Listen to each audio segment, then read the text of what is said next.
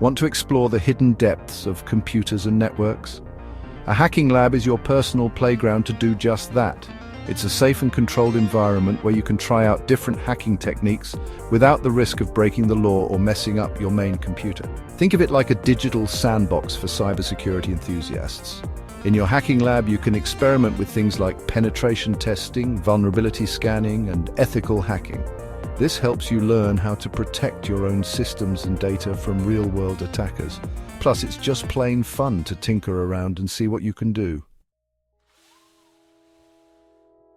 Now let's talk hardware. You don't need a NASA-grade supercomputer to get started. A decent desktop or laptop with enough RAM, I'm talking at least 8 gigabytes, but 16 gigabytes is even better, and a solid-state drive will do the trick. Trust me, a faster drive makes a world of difference when you're running virtual machines, which we'll get to in a bit. You'll also want a good network setup. A router with customizable settings and a few network switches will let you create different network segments to simulate real-world environments.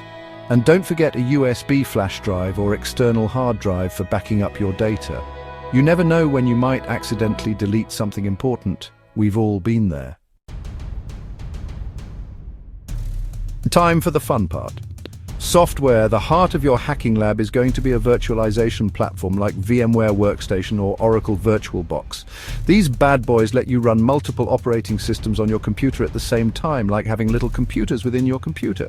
Once you've got your virtualization set up, you can start installing different operating systems to play with. Kali Linux is a popular choice for penetration testing, as it comes preloaded with a ton of security tools.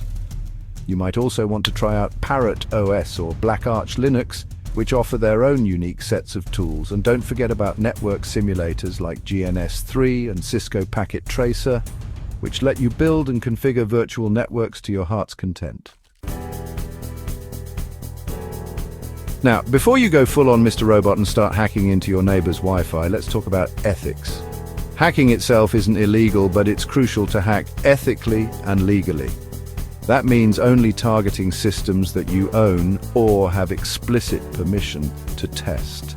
There are plenty of legal and ethical ways to practice your hacking skills, like participating in Capture the Flag CTF competitions or bug bounty programs. Remember, with great power comes great responsibility. Use your newfound hacking skills for good, and always respect the privacy and security of others. And most importantly, have fun and never stop learning. The world of cybersecurity is constantly evolving, so keep experimenting, stay curious, and who knows, maybe you'll be the next cybersecurity superhero.